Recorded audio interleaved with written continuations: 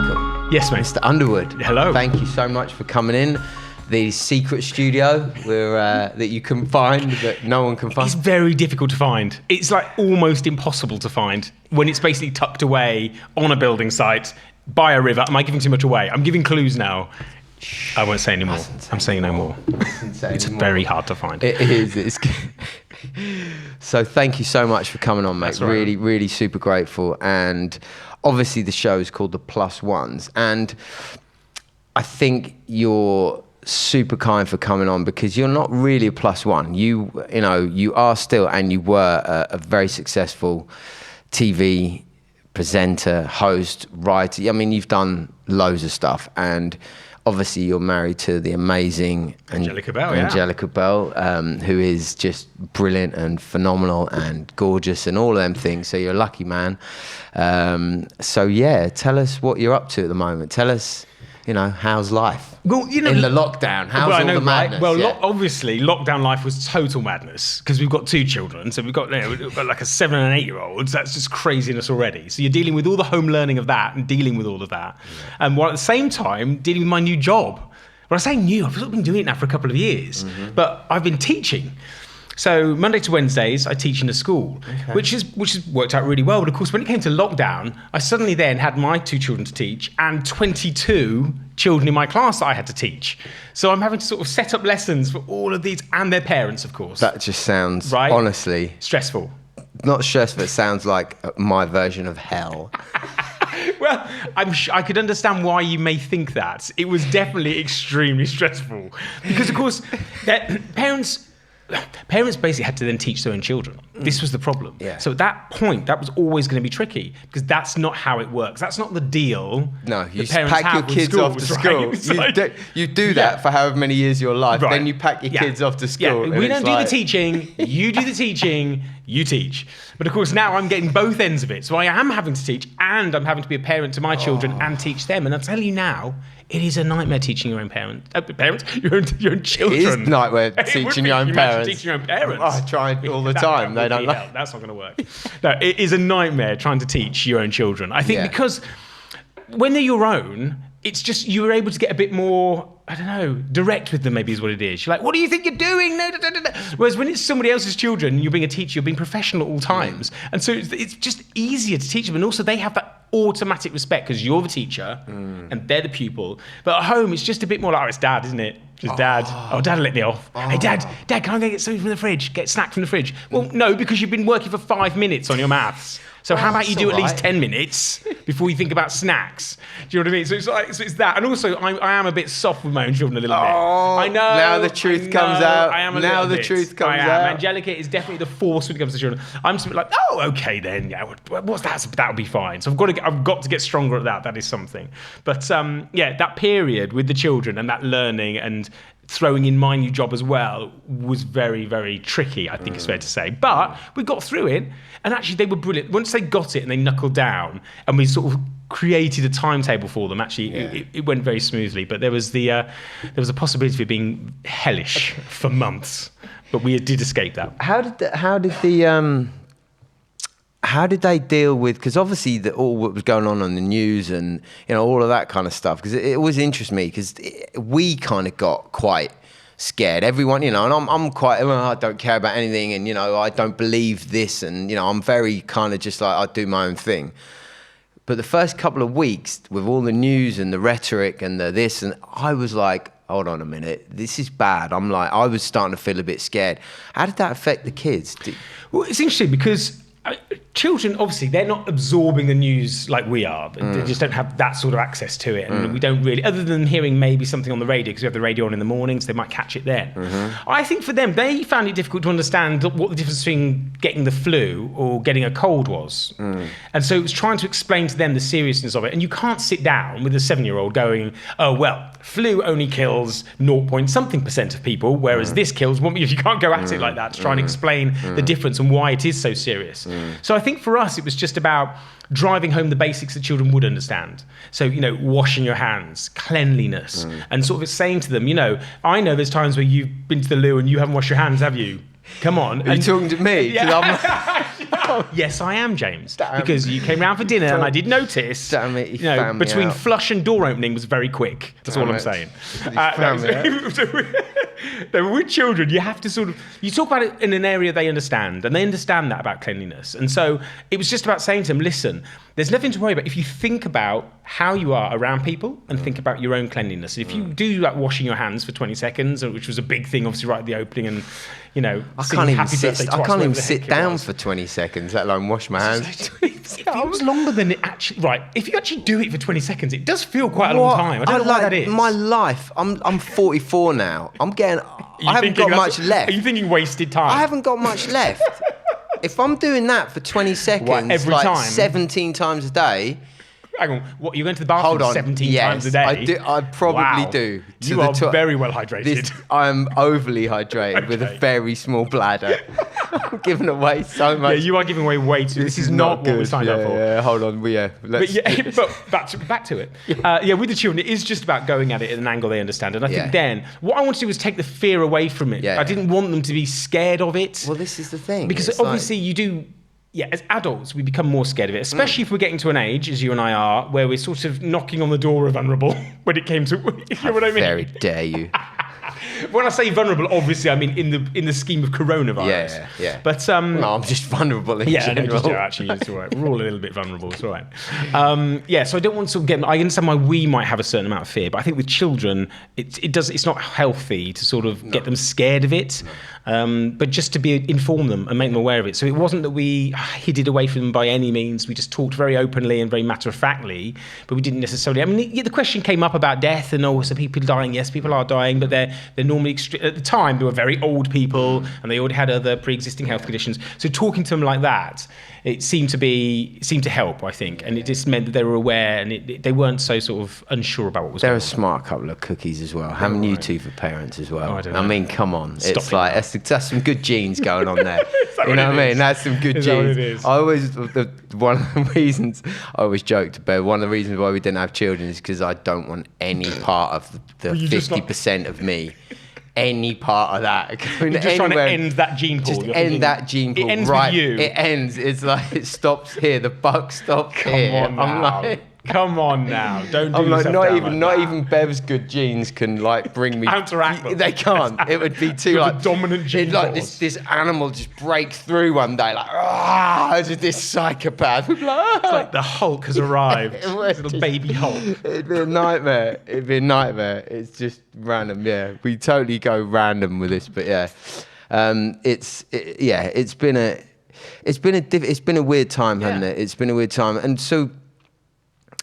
Career-wise for you guys, I think things obviously you're talking about your job and you've taken a bit of a career change, of direction, which I think a hell of a lot of us do sometimes. We take a kind of, I talked a lot about this with Beverly, you just taking a sidestep sometimes to come round, a different angle. It's not always just a linear kind of attack straight forward. You just can't do it in life. No, and also for me, it was about taking control, I think, of taking control of my own life, my own career. I think up to that point, I've allowed other people to sort of control my life. People are deciding whether I get a job or not, or people are deciding whether they like me or not, whether I'm good at it or not. And you feel like you're out of control when you're sitting waiting for that phone to ring. And so I think it took a number of years really before I sort of sat up and thought, what am I doing? Why am I carrying on? I don't need this. I need to be able to take control of my own life and my own career and make decisions for myself about what I want to do. And that's not an easy thing to try and get to. It's not an easy point, I think, to reach in your life. Do you think that affects... Because you were quite young, weren't you, when you got into... Yeah, fairly young. It was still early 20s. But even so, when you were young, you were doing, you were doing a lot of you were doing some drama stuff and all of that. Oh, I see what you mean. So, So when I was, so from the age of about 11 or 12, I was doing like theatre, professional theatre, so acting and all of that. Yeah, so absolutely. Now... constantly being, this is the thing that it's a great career to get into and it's amazing for children and to do that, but it must be putting yourself out there all the time like that as a young child, I don't know how it goes with your mind, you know, because you're growing and, you know, you experience new things anyway, and we're self-conscious and all of these things anyway. I wonder whether it gives you more confidence or kind of strips a little bit back, because you're always, as you said, you're always in waiting for the next job. Oh, do they like me? Do they do? It's interesting. I think through my childhood years, so when I first started doing stuff in theatre from about 10, 11, and through to before I went off to uni, it was never something where I had separated all of my school. So I was like, schooling's not that important. I'm all about the drama. I'm all about acting. This is my thing. I want to get auditions. I want to be a superstar. I was at school like everyone else, and the acting was it was like a hobby. So I think growing up, for me, it was just like if I don't get it, I don't get it. It really wasn't life or death at that point. Yeah. And I remember it being quite clearly going into auditions and ones I didn't get. And you're a bit like, a bit gutted about it. But honestly, it was gone like that. Because and I'm back to school the next day. Yeah. So I think it was different for me then. Compared to maybe children, maybe if they get a massive part or if they blow up. Because mine was just really local theatre. That's what it was. Yeah. But if you end up getting something huge, maybe as a child, I understand. And I think that's where you're touching on. Is suddenly they become... and then it's all about... Because my family were never about, go on, be an actor. Right, exactly. Be an actor. Pushy parents. No, it was more like... I'd be such a pushy parent, I would. Oh, my God. I can imagine it as well. Oh, I can imagine it. Oh my God. I've saved a young person from having me as a parent. Failure does not exist, right? That's what you'd be like, be honest. Stick, beat, no, I'm kidding. Honestly, you are hilarious.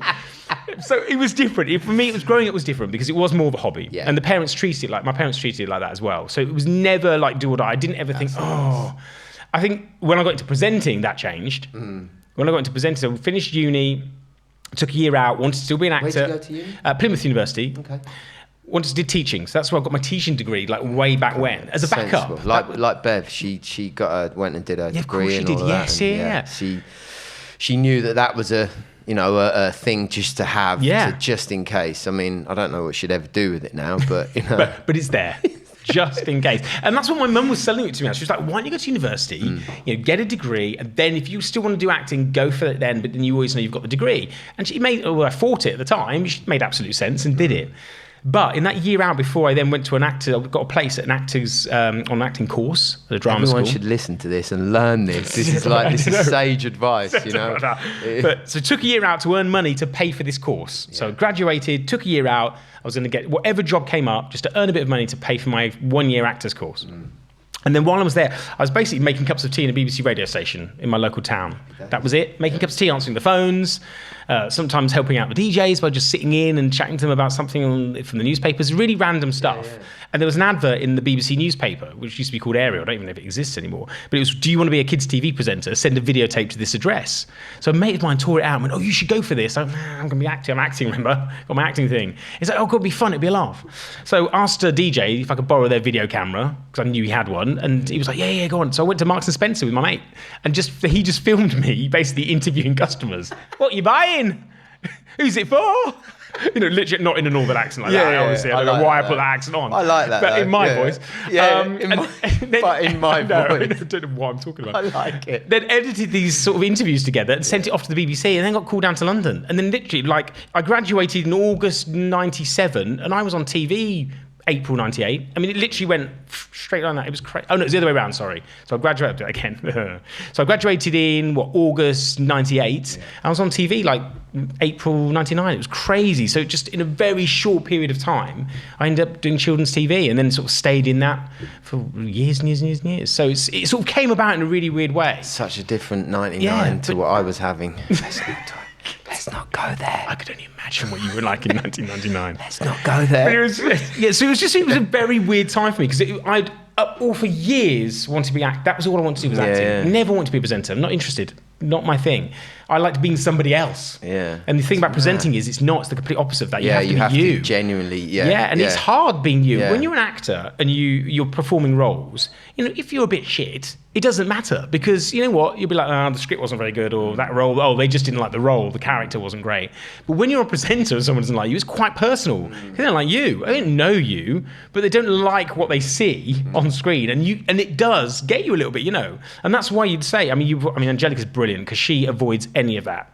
Twitter. She doesn't look at it. Whereas back in the early days, I was a proper, I'd be like, this ain't like that. You don't do it because there'll be 100 nice comments and there'll be one negative comment, and that one negative comment's the one that's going to eat you up. That's how we're wired, though. We're wired for that, aren't we?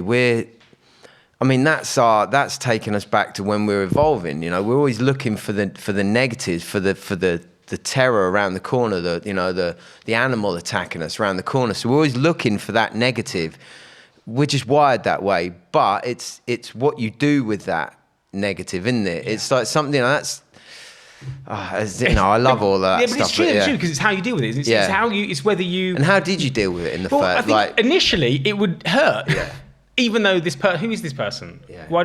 Now in hindsight, I get it, and I'm like, whatever. It's water off a duck's back. But I think when you're that bit younger and a bit, not aware of the world, or like me, you care too much about what people think. Yeah. That sometimes someone saying that has an effect, but actually what you have to realise is they're doing that on purpose. They want a reaction. You can't. It's very difficult. Like I read a lot of books, and I've educated myself through kind of self-help books and this and that. just business books and mindset and all of that. You can read it all, but when it happens, to still not allow your monkey brain to kind of to kind of go, is hard. Yeah.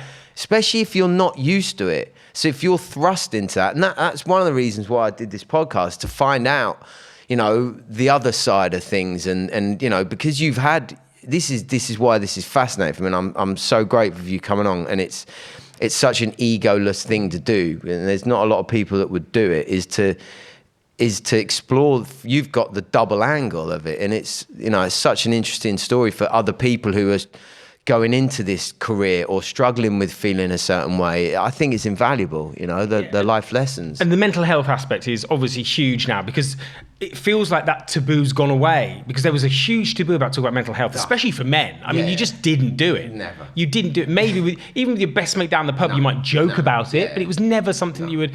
Whereas nowadays, you'd only hug your mate after like 6 pints of Stella, wouldn't you? Yeah. That was it. It's like you wouldn't do it because otherwise, wow, what? Don't do that. But it's like we didn't even hug, did we? Like 10, 12 years ago, I can't, or like when I was 20, I can't remember hugging. I don't know. I can't remember. To be fair, I can't remember a lot about my 20s, but I can't remember hugging everyone like you do now. Right. It's only Corona that stopped us hugging today, right? Yeah. Otherwise, we would have done. We've gone in for the embrace. It's just different. So the world is different now, which is great. Yeah. And the fact that we can have that mental health conversation is great. And you can see the impact that things like social media has on people's mental health in this business.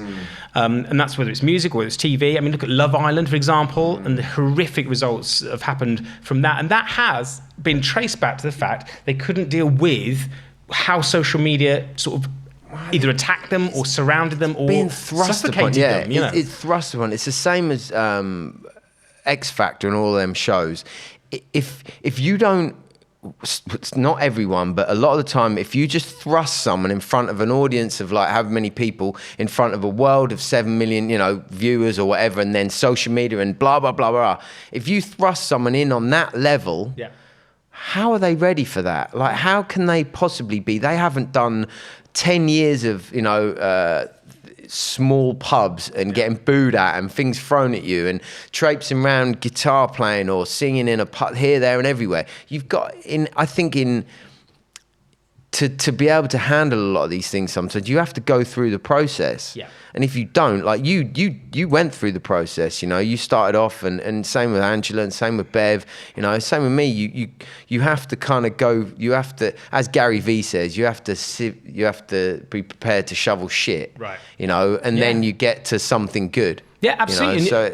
And I think you have to know. In fact, do you know what? I remember chatting to somebody who was on, was it one of the early series of Love Island or Big Brother? It was one of them. But basically, they said when they went into that show, they were basically just a normal member of the public, and they have to hand in their mobile phone. And the ones that hadn't, I think they had an Instagram account or they had a Twitter account, and they said on there was maybe 108 followers. Turn their phone off, it's all gone. They go into the show. They come out of the show. They turn it back on. There's almost 1 million followers. So you go from that, and imagine how you deal with that when you turn your phone back on and suddenly you've got 1 million people who've just suddenly started following you. There's hundreds of thousands of messages. probably tens of thousands of people saying something quite off about you. You're absorbing all of that. Senses can't take that. We're only designed to have, again, in our tribe, 150 people. Right. That's, still how our brains are wired. We haven't evolved enough, apparently, like, so, all the clever people. Even 150 feels a lot. Does that feel like a lot? We know, but that was our, that was a tribe. Wow. That was a camp of, a little village. Tribe. Yeah, a little village. Yeah, it was like a good tribe. That's a good tribe. But you've got a village, 150 people back in the day, and everyone had their roles, and now, you would be doing. And that's why apparently a lot of what's gone. People are getting lost and depressed and all of those things are because we've lost our sense of, having a role in society, or, doing something for, he does that. He goes get the water, or he goes and gets the fire, or he goes kill, squirrel or whatever. So, that would have been your job. It would have been, yeah. Where's James? We need some more squirrels. Go and send him out. Get the squirrel with a small pocket knife. Just your hands. I'll get him. Just your hands. He's out there. He's getting them. He's catching them. Throwing rocks at squirrels really badly. It takes him ages to catch a squirrel. The whole camp would be so hungry. Everyone would be. You would definitely have to swap jobs. It'd be like a weight loss camp. It'd be a weight loss retreat. Which also fits as well. They would be healthy. They would be actually perhaps not healthy. Hold on, it'd be the first health retreat. Oh. I just went back in time and invented. I didn't, did I? No. Oh, dear. We've just gone on to squirrels. And we've gone. Right this is gone completely. That's the beauty of these podcasts. I just think. Tangent, much. It's it's great. But it does go. I think the whole kind of social media and what you've been through, to go from it being in the limelight as well, and you've talked about this yourself, how did it you had years of being on TV and good success, and you did a lot of stuff, and what was your biggest accolade for you? What was your biggest self-achievement that you were like, oh yeah? It's difficult because in TV, it's quite fickle. Do you know what I mean? So for me, 7 round ago, my biggest accolade was when I hosted this show. Because actually, really, when you say it out loud, it doesn't. It's like, oh my god, is that it? That's my. But do you know what? If you ask me what my favourite show I presented was, it would have been Jungle Run, which was a kids show I did. Okay. And my favourite show. It was like the Crystal Maze for kids, but set in the jungle. It was it was genuinely hands down. I loved it. It was hard. It's the hardest job probably I did because you were spending like 18 hours a day filming, and you have different groups of children. I'd have like different children for like 8 hours a day. And this is what people don't realise, how hard work it is being a presenter. Yeah, it can be massively. Yeah. It's like the hours you have to do. It's not like, and being an actor and all of that. I think people give people a hard time in that industry because it's like, oh, you just, but there's a lot of work, It's like hours wise and all of that. I think it's a weird one. It's not because it's not digging holes in a road, and it's not, it's not laborious work in that sense. It's not like really, really physical work in that sense. What it is it's quite mentally taxing, and it is a bit like that. It's about being on and being aware, and it's having that skill. Learning lines is a lot harder than it appears. Tell me about it. I can't even remember my own name. Michael, seriously, I'm like, that's too many bangs on the head. It's a good job I've got it there because I'm in trouble. Every now and then, like, oh yeah, that's my name. But it's those things. So which are skills you develop. I was a shocker at first. Like anything, you do it enough and you get better and you get better. But theoretically, in theory, I suppose, in theory, the more you do something, hopefully you will get better at it. There's that 10,000 hours rule, isn't there? That's what they say. You do something for 10,000 hours and then you become quite proficient. But isn't it weird sometimes when you're young and you've worked with people when they're older and they're rubbish at their job. I don't know whether it's like because you come in as like the young buck and think, I'm better than everyone. But you look at them, you're like, how are you doing this? Yeah, there absolutely are going to be people, aren't there, that have been in the same job for a long period of time. I think we give up. That's the thing, they just we get a bit, You just have to sort of suck it up. There's always going to be that person that just manages to blag their way through somehow. And although you see it, I'm not mentioning any names, although you see it, they don't. And sometimes the people around them don't. Yeah. That's the other thing, isn't it? Where they're surrounded by people people that have it all the time. They don't even notice it anymore. It just becomes, oh, that's just them. Yeah. But they're shit. No, it's just them. It's fine. It's perfectly good.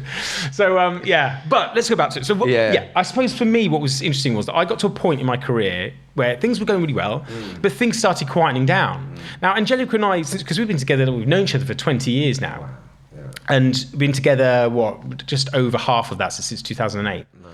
And all our careers have always gone flip-flopped. So there's been times where she's been doing brilliantly and I've been quiet, or I've been doing brilliantly and she's been quiet, and that's always been the case. And then up to about 2016, 2017, my career got quiet. It did get quiet. There wasn't much going around. Things had changed. Bosses had changed. So I'd I'd back myself into a particular corner at a particular channel. And then as soon as the bosses of that channel changed, you're sort of left almost in the wilderness a bit, because then suddenly they want something new, but you've alienated everyone else because you just, you tied your flag to that particular mast.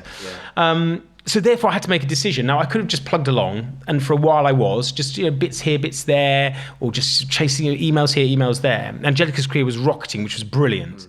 But I think it came to a point where I had to do something about it.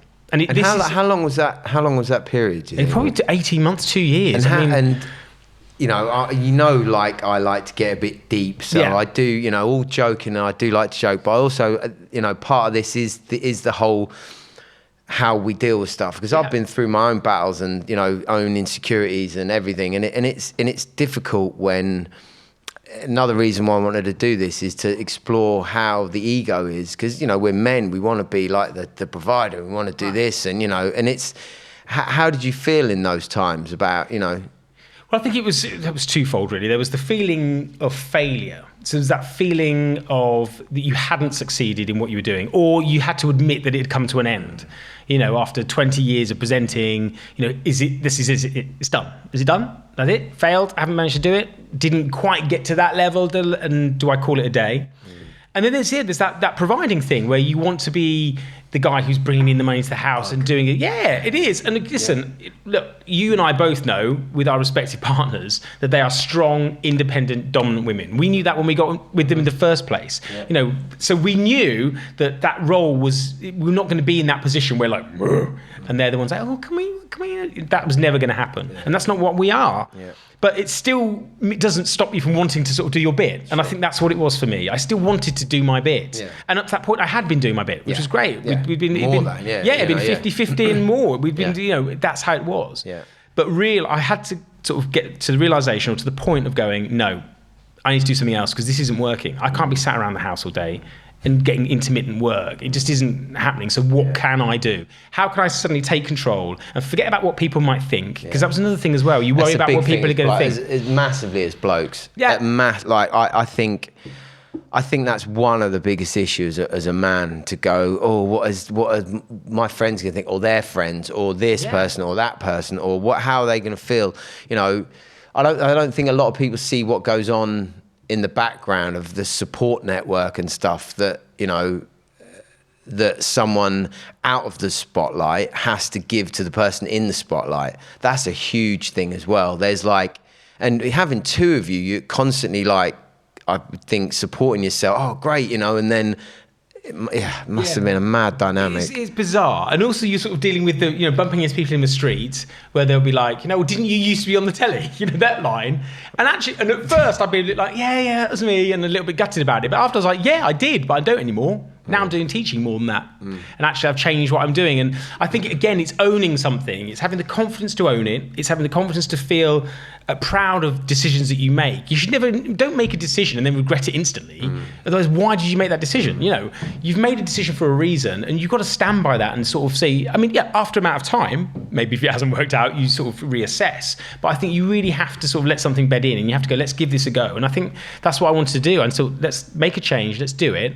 And let's see how it goes. And how hard was that for you in that, and that period? How long did that take for you to go, right?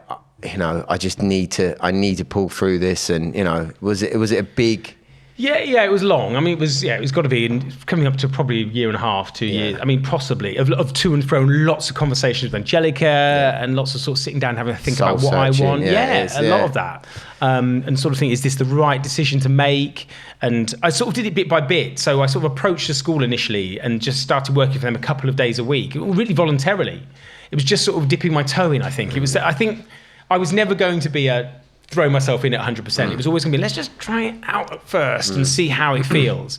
And I did really enjoy it, and it did seem to be going really well, which was great. And then the school wanted me to do some more, and then I started freaking out, because then suddenly 2 days a week doesn't seem so bad. But then 3 days a week seems a lot more. That's over half that 5 day week, and Yeah. But I think, again... No one likes working 5 days a week. No, you ask teachers, they'll be like, 3 days a week is teach perfect. Exactly. But I think anyone... I think for me, it was more about not using up days that might suddenly a job will come in and I'll be a presenter again. It was that. Yeah. So it was like, I can do 2 days at the school because I've got the rest of the week to be a presenter potentially if something comes up. Yeah. And I think there's always that if the phone call goes. Yeah.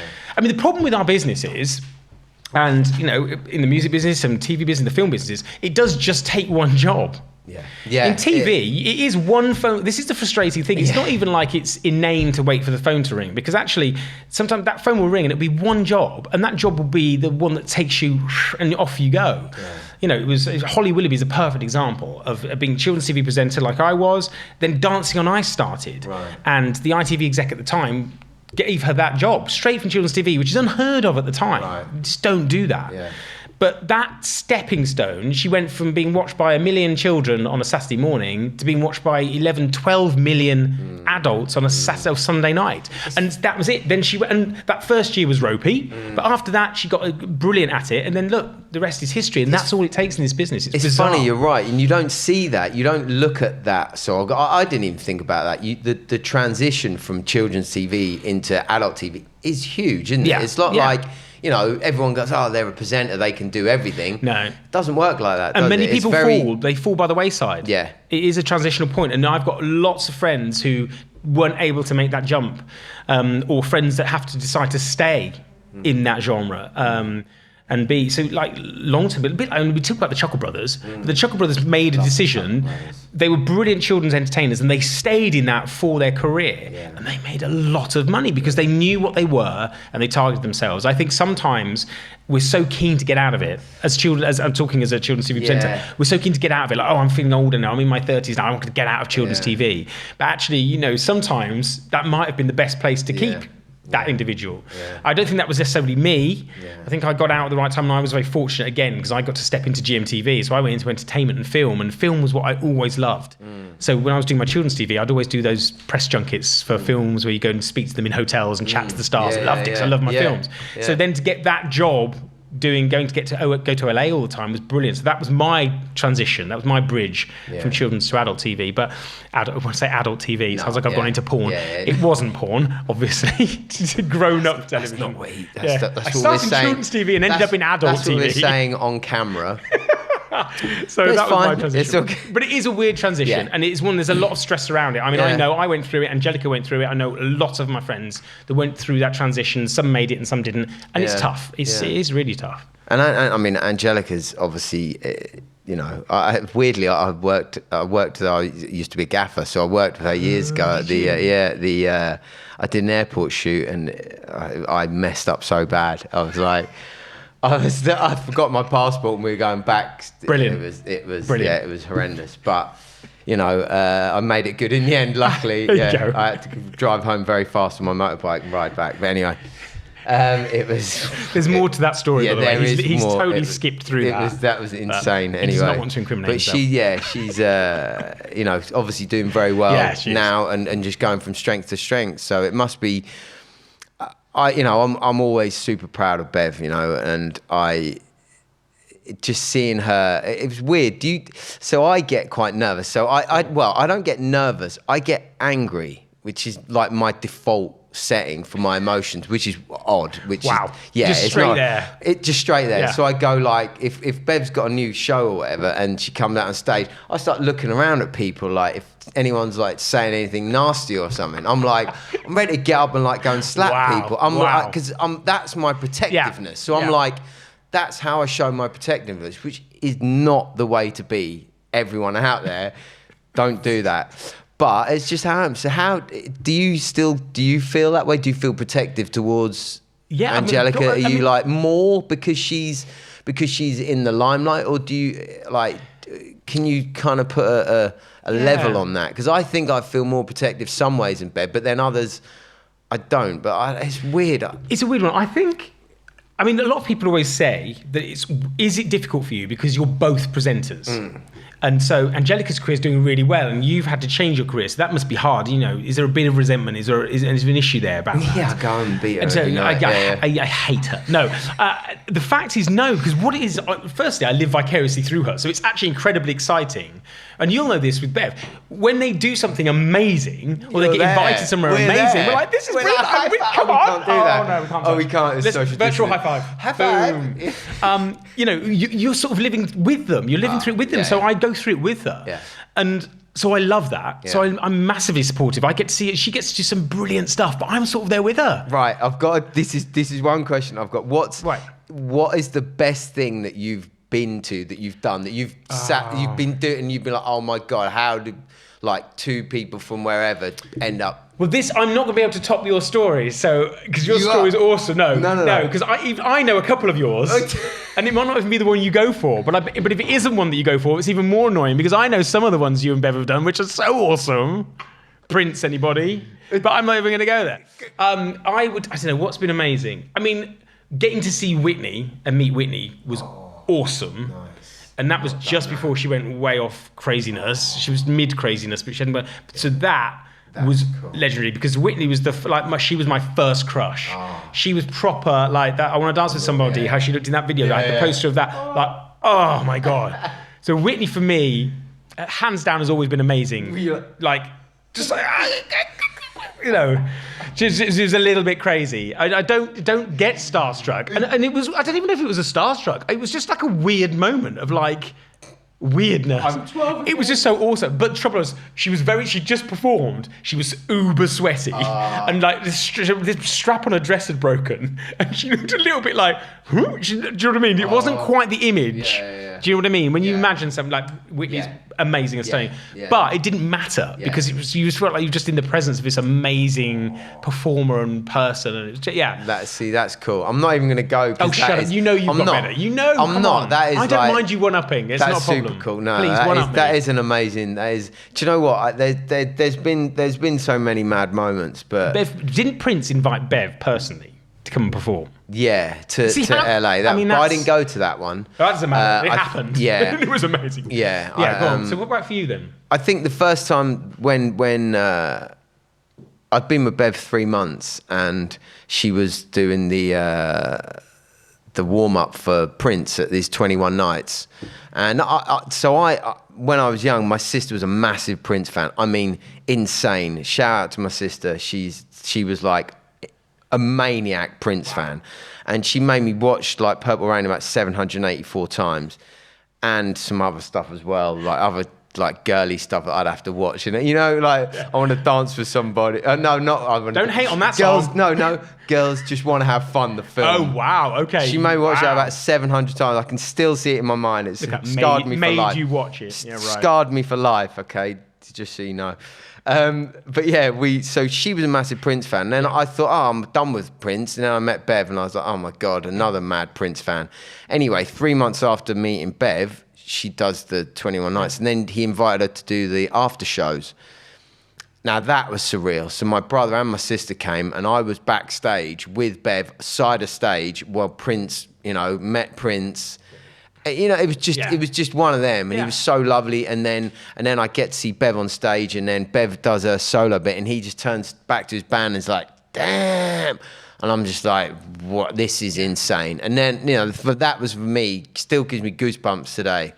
That was just cool, one of those moments, right? It's one of those moments. But we do get like this life that we do lead. It is an up and down, but it's like any life, it is an up and down. But it's a bit more public.